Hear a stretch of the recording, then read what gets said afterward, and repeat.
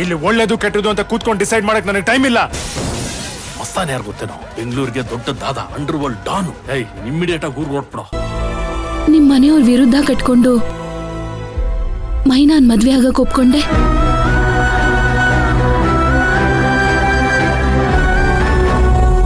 ತುಳಸಿ, ಮನೆಯವರು ಒಪ್ಪಿಗೆ ಕೊಟ್ರು ಅಂದ್ ಮಾತ್ರಕ್ಕೆ ಒಬ್ರ ಮೇಲೆ ಪ್ರೀತಿ ಹುಟ್ಟಲ್ಲ. ಹಾಗೆ ಮನೆಯವ್ರು ಒಪ್ತಿಲ್ಲ ಅಂದ್ ಮಾತ್ರಕ್ಕೆ ಒಬ್ರ ಮೇಲಿರೋ ಪ್ರೀತಿ ಸತ್ತು ಹೋಗಲ್ಲ. ಅಷ್ಟಕ್ಕೂ ಪ್ರೀತಿ ಯಾರ ಮೇಲೆ ಆಗುತ್ತೆ ಅಂತ ಯಾರು ಹೇಳಕ್ಕಾಗಲ್ಲ. ಪ್ರೀತಿ ಹೇಳಿ ಕೇಳಿ ಬರೋವಂಥದ್ದು ಅಲ್ಲ. ಪ್ರೀತಿ ಅನ್ನೋದು ಎಲ್ಲರ ಜೀವನದಲ್ಲೂ ಆ ವಿಧಿ ಮುಚ್ಚಿಟ್ಟಿರೋನಿದೆ. ಅದ್ ಯಾರ್ಯಾರಿಗೆ ಸೇರ್ಬೇಕು ಅಂತ ಬರ್ದಿರುತ್ತೋ ಅವ್ರವ್ರಿಗೆ ಸೇರೋದು. ಇನ್ನ ಸಿಂಪಲ್ ಆಗಿ ಅರ್ಥ ಮಾಡಿಸ್ಬೇಕು ಅಂದ್ರೆ ಆ ಪ್ರೀತಿ ಅನ್ನೋದು ಮನ್ಸಲ್ಲಿ ಹುಟ್ಟೋ ಒಂದು ಭಾವನೆ.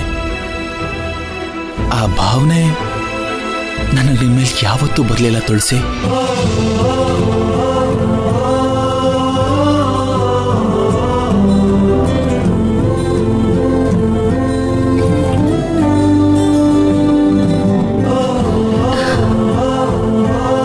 ಅಷ್ಟು ಗಾಢವಾಗಿ ಪ್ರೀತಿ ಮಾಡ್ತಿದ್ದಿದ್ ನೀವು ಈಗ ದೂರ ದೂರ ಇದ್ದೀರಾ. ನನ್ ಮೇಲ್ ಪ್ರೀತಿನೇ ಇರಲಿಲ್ಲ. ಆದ್ರೆ ಈ ಕ್ಷಣ ನಾನ್ ನಿಮ್ ಕಣ್ಮುಂದೆ ಇದ್ದೀನಿ. ಆದ್ರೆ ನಿಮ್ ಪ್ರೀತಿ ಅನ್ನೋ ನಿಧಿ ನನ್ಗೆ ಸಿಗ್ಬೇಕು ಅಂತ ಆ ವಿಧಿ ನನ್ ಹಣೆ ಬರದಲ್ಲಿ ಬರ್ದಿರ್ಬೋದಲ್ವಾ ಮಾವ? ಸಾಧ್ಯನೇ ಇಲ್ಲ. ಒಬ್ರ ಮೇಲೆ ಪ್ರೀತಿ ಹುಟ್ಟೋವರೆಗೂ ಮಾತ್ರ ಆ ವಿಧಿ ನಿಯಮ. ಪ್ರೀತಿ ಹುಟ್ಟಾದ್ಮೇಲೆ ಪ್ರೇಮಿಗಳನ್ನ ದೂರ ಮಾಡೋ ಶಕ್ತಿ ಯಾರಿಗೂ ಇಲ್ಲ. 3 ತಿಂಗಳಲ್ಲ, 3 ವರ್ಷ ಅಲ್ಲ, 3 ಜನ್ಮನೇ ಆಗ್ಲಿ, ಮೈನಾ ಮಾತ್ರ ನನ್ನ ಹೆಂಡತಿ. ಮೈನನ್ ಬಿಟ್ರೆ ಇನ್ಯಾವ ಹೆಣ್ಣನ ಬಗ್ಗೆನೂ ನಾನು ನೆನ್ಸ್ಕೊಳ್ಳೋದು ಇಲ್ಲ.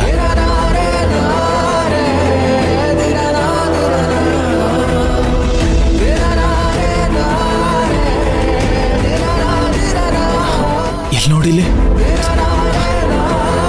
ಅಳ್ಬೇಡ ತುಳಸಿ. ನೋಡು, ನನಗೆ ಗೊತ್ತು ನಿನ್ನ ಮನಸ್ಸಿಗೆ ಎಷ್ಟು ನೋವಾಗ್ತಿದೆ ಅಂತ. ಚಿಕ್ಕ ವಯಸ್ಸಿಂದ ನೀನು ನನ್ನ ತುಂಬಾ ಪ್ರೀತಿಸ್ತಿದ್ದೆ. ಆದ್ರೆ ನಾನಾಗ್ಲೇ ನಿನ್ನ ಪ್ರೀತಿಸ್ತಿಲ್ಲ ಅಂತ ನಾನು ನಿನ್ನ ಕ್ಲಿಯರ್ ಮಾಡಲಿಲ್ಲ. ನಾನು ತಪ್ಪು ಮಾಡಿಬಿಟ್ಟೆ. ದಯವಿಟ್ಟು ಕ್ಷಮಿಸ್ಬಿಡು. ಮಾವ ಪ್ಲೀಸ್, ಈ ಥರ ಎಲ್ಲ ಮಾಡಬೇಡಿ ನನ್ನ ಹತ್ರ. ಇಲ್ಲ ತುಳಸಿ, ತಪ್ಪು ಮಾಡೋದ್ಮೇಲೆ ಕ್ಷಮೆ ಕೇಳಲಿಲ್ಲ ಅಂದ್ರೆ ಮನುಷ್ಯತ್ವ ಅನ್ಸ್ಕೊಳ್ಳಲ್ಲ. ನೋಡು, ಮೈನನ್ ಬಿಟ್ರೆ ನನ್ನ ಮನ್ಸಲ್ಲಿ ಬೇರೆ ಯಾವ ಹೆಣ್ಗೂ ಜಾಗ ಇಲ್ಲ.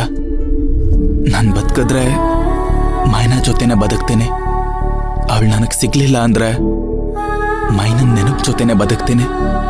ನೋಡು, ಇಲ್ಲಿವರೆಗೂ ಆಗಿದ್ದಾಯ್ತು. ದಯವಿಟ್ಟು ಇನ್ಮೇಲೆ ನನ್ನ ಹಿಂದೆ ಬರಬೇಡ. ನನ್ನ ಮರ್ತು ಬಿಡು. ಫ್ರೆಂಡ್ಸ್ ಆಗಿರೋಣವಾ? Good night.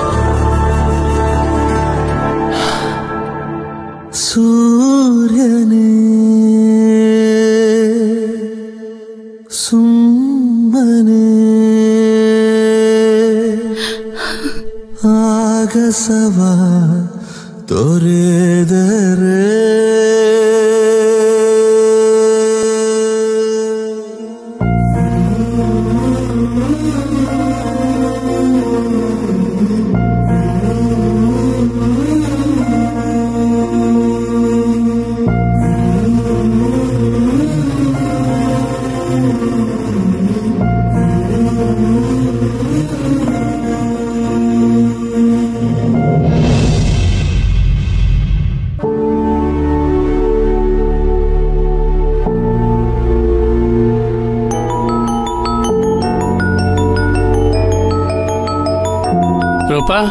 ರೂಪಾ, ನಿನ್ ಗಂಡನ್ ಫೋನ್ ಹೊಡ್ಕೋತಾ ಇದ್ ನೋಡಮ್ಮ.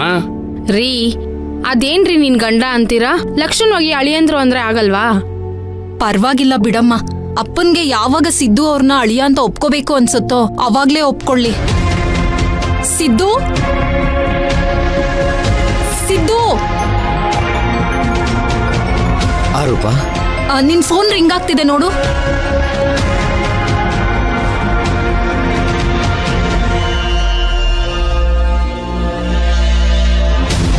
ಯಾರು ಫೋನ್ ಮಾಡ್ತಿದ್ದಾರೆ? ನನ್ನ ತಂಗಿ. ಹಲೋ. ಇನ್ನೇನು ನಿನ್ನ ಗಂಡನ್ಗೆ ಯಾವ್ದಾದ್ರೂ ಮಿನಿಸ್ಟ್ರಿಂದ ಫೋನ್ ಬರುತ್ತಾ? ನೀನು ಒಳ್ಳೆ ರೀ, ಅದೇನು ಅಂತ ಮಾತಾಡ್ತಿದ್ದೀರಾ? ಅಳಿಯ ಅನ್ನೋ ಮರ್ಯಾದೆ ಸ್ವಲ್ಪನಾದ್ರೂ ಇರ್ಲಿ. ಏಯ್ ಹೋಗೆ, ಮರ್ಯಾದೆ ಅಂತೆ ಮರ್ಯಾದೆ. ಅವನೇನು ನಮ್ಮ ಮರ್ಯಾದೆ ಉಳಿಸ್ಬಿಟ್ಟು ನಮ್ಮ ಮಗಳನ್ನ ಓಡಿಸ್ಕೊಂಬಂದಿದ್ದ? ಬಂದ್ಬಿಟ್ಲು ದೊಡ್ಡದಾಗಿ ಮರ್ಯಾದೆ ಪಾಠ ಮಾಡೋದಕ್ಕೆ. ಹೋಗೆ.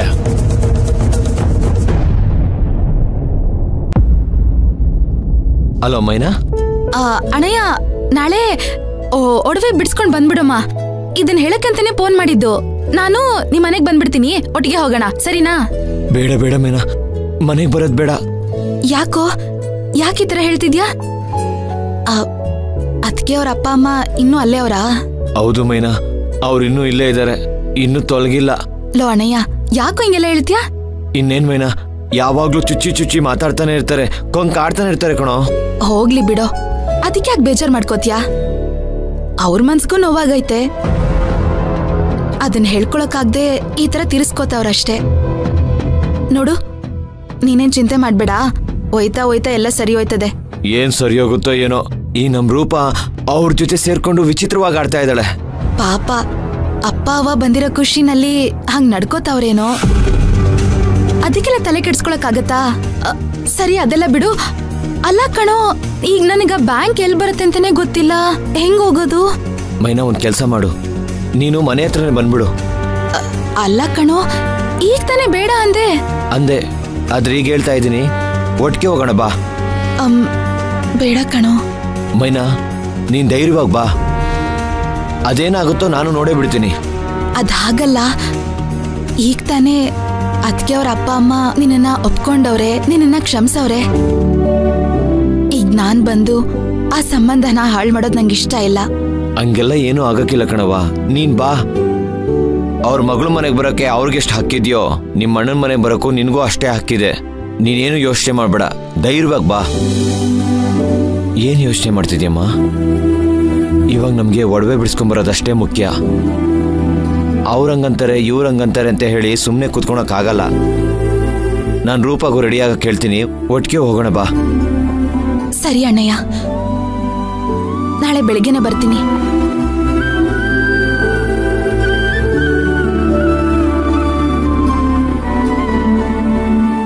ರೂಪಾ, ರೂಪಾ. ಏನ್ ಸಿದ್ದು?